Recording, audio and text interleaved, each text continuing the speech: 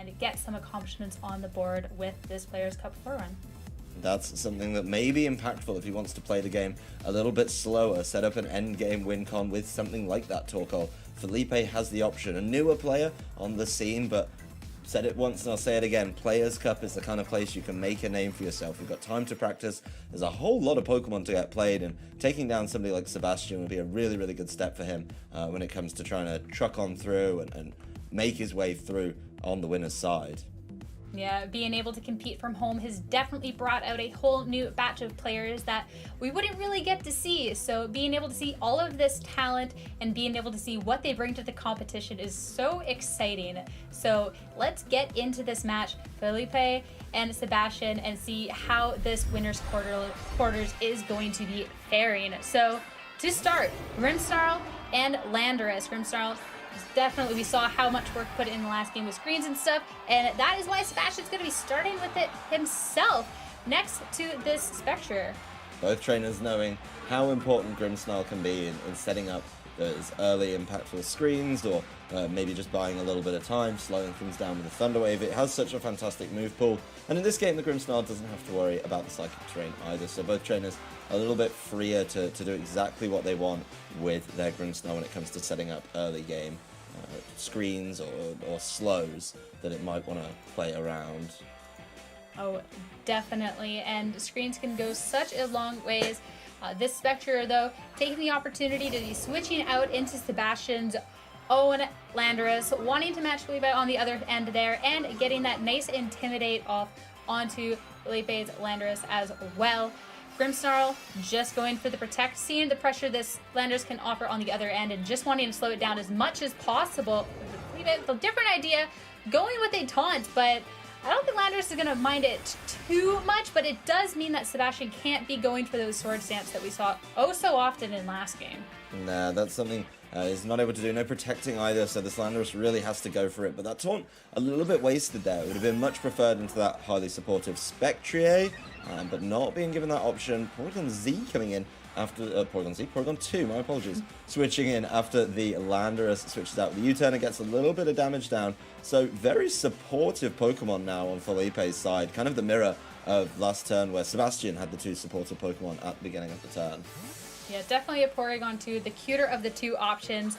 And Torkoal is going to be coming out as well, switching in for the Grimmsnarl. So two Pokemon that can definitely capitalize off of a potential Trick Room situation here. So what we saw in the last games with the speed control setting up the air screens could be a very different vibe here. Sebastian going for a Thunder Wave into the Porygon 2, and just looking to pivot out with a U-turn, get a little bit of chip damage into the Torkoal to start bringing something else in, and eyeing up that Spectre right off the bat. No Grimmsnarl on Felipe's side means that it can't get taunted, it can't really slow it down, and Porygon 2 looking to really actually slow things down and gets the opportunity to set up that Trick Room. I think Sabastian was banking on a Thunder Wave paralysis turn there, and then being able to taunt it with the Spectrier in the following turn. The Spectrier is still going to be able to put in a little bit of work. The Snarls will be able to reduce the damage dealt by the Porygon 2 and the Torkoal. But now you've got a Torkoal coming in, it's set up the Sun. There's no easy way for Sabastian to change that one up right now, and this Torkoal could just start trying to sweep on through, taking advantage of everything. The Grimmsnarl has something to say about that though. Light screen to just try and slow down this Torkoal as much as possible as it's going for an Eruption, dealing a really considerable amount of damage regardless thanks to the Sun, and Porygon 2 going for an Ice Beam, not doing as much, but a little bit of chip always helps. Spectre, though, given the opportunity to stick around thanks to that light screen, does get a Snarl to start lowering the special attack on both of these two Pokemon. Lowering the special attacks is important, and getting chip damage down on the Torkoal is big too. Any little bit of damage, reducing the power of the Eruption, really quite important. So making sure that that Torkoal can't just go crazy with Eruptions every single turn. And being smart here, the Torkoal nicely saving itself from a little Thunder Wave there. Yeah, it's definitely not wanting to take that Thunder Wave, and the Porygon 2 just going for an Ice Beam into that slot. Another Snarl from Spectre here, just that slow chip on the Porygon 2, and another special attack drop, which it definitely does not appreciate. Yeah, the Porygon 2 doing very little damage now, but the Torkoal managing to avoid that Snarl and the Thunder Wave, so feeling pretty good about its chances in this one. I think the Torkoal may have to pivot over to something like the Heat Wave if it's taken too much damage and just try and play it through that way. But for now, the Grimmsnarl is still very focused on making sure that it isn't potentially not able to move at all. Yeah, any way to be slowing these Pokemon down is appreciated, but not slowing this Torkoal down. Does go for an Eruption, but took enough damage combined with that special attack drop, not picking the KO on either, and it making it so Porygon 2 had to finish it off. So at least the Spectre is taken care of, can't continue going for Snarls. Grimmsnarl gets to stick around, but at this point, everything on the field is paralyzed. There's a whole lot of paralysis going on, but Trick Room's still in play, and this Trick Room could be pretty impactful. There's only one more turn of it, but I don't know if there's an immediate answer to deal with the Porygon 2. The Porygon 2 could just take this turn, throw out a little bit of damage, maybe even try and like weave in something a little bit different, and then if it's left alone for too long, it might just be able to try and set up another Trick Room in the following turn. So Porygon is leaving the field, letting that Grimmsnarl come in. Could be a bit of a mix-up, and this Torkoal, will still be able to capitalize on this last turn of Trick Room. Well, especially switching the Porygon 2 out gives it the opportunity to stay safe and to get that special attack reset. The Moltres, though, went for a Protect, stay safe. Grimmsnarl, not as fortunate, and is going to be taken down on this last turn of Trick Room and the last turn of Sun. Yeah, those Eruptions have been really powerful, even after the chip, even after the extra damage from this the special attack drop from the Snarl. Really, really tough. I do think Sabastian's put himself in a better position here, though. Just looking at the board and saying, okay, I've made it through Trick Room. Now I've got this power duo that he's been able to play with so many times, and just put himself in a really good position to once again try and wrap up a game with Moltres and Landorus. Yeah, these two Pokemon are so strong, but there's still so many Pokemon on Felipe's end that Sabastian has to get through. And Porygon 2 being one of them, hitting the field again for its friend Torkoal. Unfortunately, no special attack boost from the download, but can't always be so fortunate. Sabastian looking to make the first move here and start putting some pressure on with this Dynamax, opting to go for that Dynamax Moltres. Dynamax Moltres has been very impactful in games that we've seen and in previous Players' Cups as well, so looking to kind of try and tidy up the game that way and see how he can do playing that. Grimmsnarl, though, doing what it does best, throwing out those screens, trying to keep safe from this Dynamax Moltres. Definitely trying to slow this Moltres down in any way that he can, and thanks to that light screen, sits pretty comfortably after the Airstream. And as much as all the Airstream boosts are nice, if this Porygon 2 is given the opportunity to set up another Trick Room in later on, might not matter, but meantime, does have to weather the hit from that Landorus, does get a critical hit, but Porygon 2 being so bulky takes it pretty well.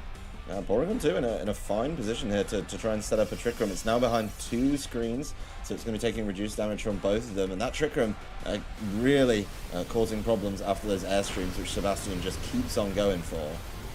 Yeah, Airstream into the Grimmsnarl here. I mean, both of these Pokemon are going super speedy, but I can't imagine there isn't a Trick Room coming out here. But the Rock Slide potentially could change the mind, and sure enough, the flinch on the Porygon 2, it doesn't pick up the KO on the Grimmsnarl, but it does keep the looming threat of Trick Room out on the horizon. And this Porygon probably feels like it can take at least another turn to try and grab a Trick Room. It didn't take much damage in that last turn at all. Sebastian very, very focused on this Grimmsnarl and being able to deal with it that way. This will be the final turn of Moltres' Dynamax too, and it's really been struggling to land all of that damage. Mixing it up from Max Airstreams though, going for even more. Look how well Porygon takes that. I mean, Porygon 2, an absolute force to be reckoned with. It could be such a supportive Pokemon, just being able to tank hits repeatedly with Evolite. And it means there's another one. The Rock Slide is going to clean up the KO on the Grimmsnarl, but Porygon 2 sticking around nice and healthy. No flinch this time around. It is inevitable. The Trick Room is coming out. Well, this means that for the next 5 turns, Felipe is just going to be absolutely in the driving seat. That's the second Trick Room of the game you really like to see it, and even the Landorus is going to be able to take advantage of it. Both of the Pokemon on the field have speed boosts, so the Landorus, the Porygon, and the Torkoal are all going to be much, much slower than their counterparts on the other side. This is the last 2 that Sabastian has, and while they can usually sweep through a game after a couple speed boosts, I don't know if they're going to be allowed the time to do it as well. The Landorus has now taken an attack drop from the Intimidate 2, so Sabastian really needs to find a way to work through these turns of Trick Room and get to the other side of it, I think, to find the win. And to make that even harder, Felipe hasn't used Dynamax until now. Definitely a tricky situation for Sabastian here, having to hit through all the screens, and with a fully healthy Max Landorus as well to try and have to deal with. This Landorus being given the opportunity to kind of do what it wants here, and Sabastian, yes, he has all the speed, but that's just a huge disadvantage in Trick Room. And this Porygon too, I mean, it does still get the coverage of Ice Beam, and Landorus doesn't appreciate that at all. And Felipe's Landorus following up with a Rock Ball, Moltres being taken down, and Felipe just having all the power going into this endgame. And saving that Dynamax until your opponent's is done means you can get knockouts that you wouldn't. If that was Moltres in its Dynamax form, probably would have been a whole lot more.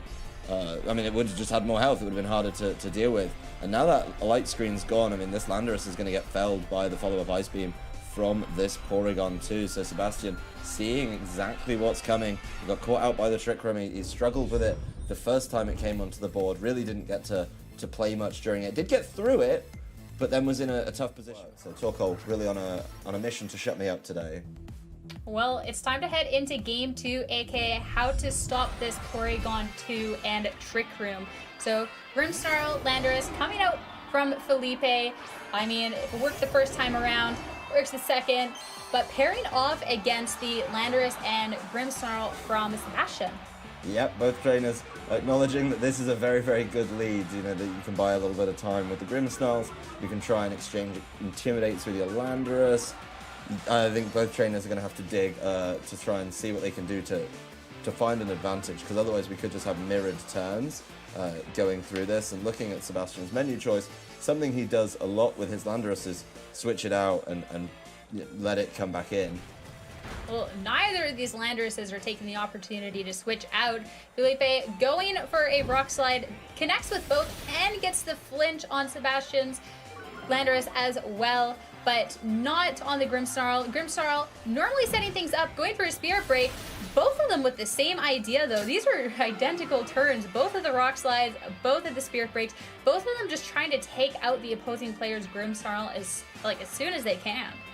Both trainers very much on the same page here, and I think one of them is going to have to kind of pivot and try and mix. Now the Grimmsnarls are doing a little bit more of what we expect. Felipe taking the opportunity to set up the Reflect, and Landorus fire off with a Rock Slide. Sebastian with a U-turn into Grimmsnarl on Felipe's end, looking to just go for a little bit of a pivot here, and we do get the opportunity to see what he has in the back. Same as last time, we have that Spectre, a little more protected this time around, not being put out in the awkward position like the first game, as well as the Moltres. Grimmsnarl just looking to try and get some more damage off on Felipe's Grimmsnarl, but not able to pick up the KO thanks to their Reflect. Reflect really, really impactful here, and Felipe getting that up first, meaning he really was able to take those hits very comfortably during that turn. So I think Sabastian will have to look at it and say, oh, okay, I probably need a Reflect of my own at some point. But without that Grimmsnarl setting that up, it's kind of behind the pace of getting these up. And while that Grimmsnarl does that, Felipe is able to push on and set up a light screen, then maybe start throwing out some, some more Spirit Breaks if it wants to lower those stats. So I think Felipe just a little bit ahead after that first turn exact mirror that they played out. And Felipe as well taking the opportunity to go for a taunt onto the Spectre, but not going to matter for this turn. Instead, is firing off a Shadow Ball into Felipe's Landorus, getting that special defense drop 2 boost. Not that it's going to matter, as it just fires off a U-turn. Unable to pick up the KO though, which means Sabastian will have one more opportunity to try and take down the Grimmsnarl on Felipe's end. And here it is, Porygon 2, my favorite, re-entering the field here. It was such a force to be reckoned with the first game, and it's back for more. Porygon 2's got to be feeling really good, though, because it's come in against that Spectrier, which could potentially cause it a number of problems. That Spectrier took a taunt for its troubles from the Grimmsnarl, so there is going to be a lot of switching required to make sure that this Porygon 2 is stopped from setting up Trick Room the classic way of just taunting it. You know it doesn't carry the Mental Herb, it has to carry the Eviolite, and Taunt is a good way to at least try and buy some time, but, you know, Taunt on the Spectrier, not an option right now. Is going to have to look at the Snarls. And with Taunt on the Spectre, we know that the Grimmsnarl doesn't have access to the Taunt, so I don't see a world where this Porygon isn't allowed to set up a Trick Room if it wants. At least it could be slowed down in different ways. Grimmsnarl going for a late screen, Snarl as well from the Spectre. So a way to stop the special attack as well as lower the special attack on the Porygon 2. And I mean, we haven't seen Felipe's last Pokemon, but we might get the opportunity to now with that Landorus going for a U-turn to just clean up Sabastian's Grimmsnarl here. And I mean, with the threat of Trick Room on the horizon, I'm sure we can imagine what this fourth and final Pokemon is going to be. And sure enough, it is that Torkoal looking to capitalize off of what is surely about to be a Trick Room. The Trick Room immediately dropped from the Porygon 2. Of course, the Snarl not connecting there with the Torkoal. The Torkoal gets in absolutely scot-free. So this is a really, really good position for the Torkoal, feeling pretty good, I'd imagine, about its place on the board right now. The Porygon given a few options as well, and there's the Moltres from Sabastian. They can't start playing it with this max airstream method that has been played so many times before. Of course, the Spectre just looking to try and slow it down. It'll just be how you can slow it down these two Pokemon that just love this Trick Room and love being able to capitalize off of the lack of speed. Sabastian, though, trying to slow it down even more with a Max Moltres to deal it some good damage.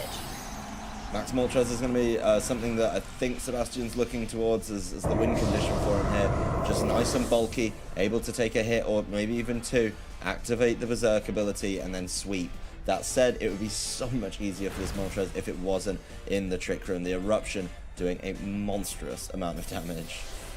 Porygon 2 looking to follow it up, but unfortunately not dealing nearly as much, certainly not appreciating this earlier Snarl, and the Torkoal is going to take a massive Max Darkness from this Galarian Moltres, and a further special defense drop to boot, and Spectre, sure, normally fast, having to act last in this case, but it's going to get a big Snarl off, combined with that special defense drop, and drops their special attack. The Torkoal just holds on, but it's not really going to be able to capitalize too much more off this turn. I think this Torkoal is going to need to land like one more big heat wave and try and like at least deal with the Spectre. You're not going to be able to deal with the Moltres, but get as much damage down on it as you possibly can and try and go with that. Actually, taking a look over at Felipe's team, he doesn't have access to Heat Wave on this Torkoal. Only the Eruption, which is now going to be very, very weak, and the Burning Jealousy for its Fire-type move. So, limited option from Felipe may explain some of his more defensive plays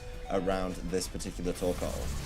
And speaking of defensive plays, opting for that Protect, but it's still going to be taking this Max Darkness through the Protect here, and the Porygon 2 just not really doing any damage. So this Torkoal goes down, this Porygon 2 not really doing much on the field, and really is not going to do much more either, as another Snarl from Spectre connects and just drops the special attack, which is already pitiful, down to nothing.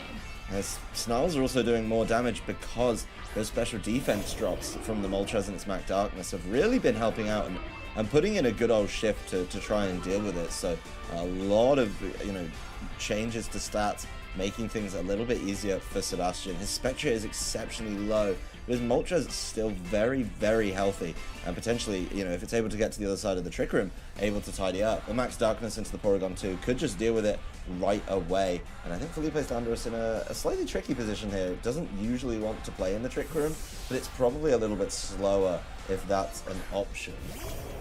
Yeah, last game it worked out so well because Sabastian already had all of those max airstream boosts, and is just going to take the opportunity as well to be swapping that Spectre out into the Landorus to drop the regular attack down more. So Felipe back a little bit against the wall, is going to finally go for that Dynamax. This -1 Landorus. Dynamax is having to put in some work now. I think the Dynamax Landorus is a really smart play, just because it's going to be able to potentially take a hit a little bit easier. It's not a full health, but it's doing a little bit better. Porygon knows it has to buy some time for itself here, and that's really smart. But being able to access the max moves could be the turning point for Felipe. Felipe starting it off with a max Letter These into the Landorus, doing almost negative damage, but it is going to be getting the special attack drop onto that Moltres to try and slow it down a little bit here, as it looks to speed right back up, firing a max Airstream into the Porygon. I mean, Porygon 2 is so bulky, it takes that pretty well, but Sebastian just looking to get that speed on his end for when this Trick Room inevitably ends. Getting that max Flutterby definitely makes this Moltres a little bit more manageable. If it does get the Berserk boost by dropping under half of its health, then it would be in a position where it's just back to neutral. So I think while it's a low damage attack, being able to control the Moltres a little bit better that way, certainly something that could be impactful over the rest of the game, as this Porygon is just going to start trying to annoy Sabastian by staying on the field. There's no more max moves to get through. Even with its drops to its stats, it's going to be trying to buy a little bit of time here. Of course, I mean, Porygon 2 is so difficult to break through, and this Landorus is slowly but surely trying to break through Sebastian's team here. Firing off a max Airstream as well into the Moltres. Does bring it down to under half his health though, so there is going to be that Berserk boost, but it's not as devastating as it could have been if there wasn't that max Letter B the last turn. Landorus, U-turning out. I mean, Intimidate Cyclade. Pretty big here considering Felipe can't switch anything else, so Spectrier rejoining the field. This is going to be probably a pretty tough situation, you know, for the end of this turn. If you look at where kind of the board is changing to, there was a max Airstream landed just before that Trick Room ended. So that max Airstream is now in play, and as you can see from Sebastian's side, he's going in and checking all of these changes, because there's been so many changes through the Dynamax turns. That he wants to be careful. And this Landorus could be in a great position now to just be able to turn around and say, you know what, I'll be getting the Airstream boost afterwards while you're wasting time trying to deal with my Porygon. Of course, and the Landorus just looking to go for that Rock Fall. Goes into the Spectre instead though. The Moltres staying safe, but the Spectre unfortunately is going to be going down here. I like how we got a little peek into the Porygon 2 stat. -2 special defense, -3 special attack, but it's still proving to be as much of a menace as it can be, as it goes for yet another Trick Room.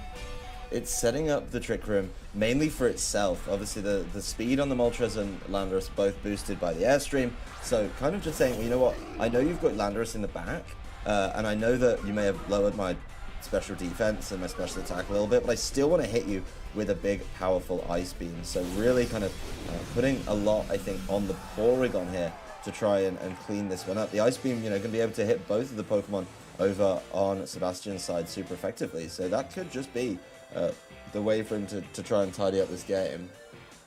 Of course, and yeah, the Porygon 2 isn't really hitting for too much with the drops, but the super effective, as well as the fact it's just not going down with these recovers, is so impactful. And even more impactful, a freeze onto this Moltres.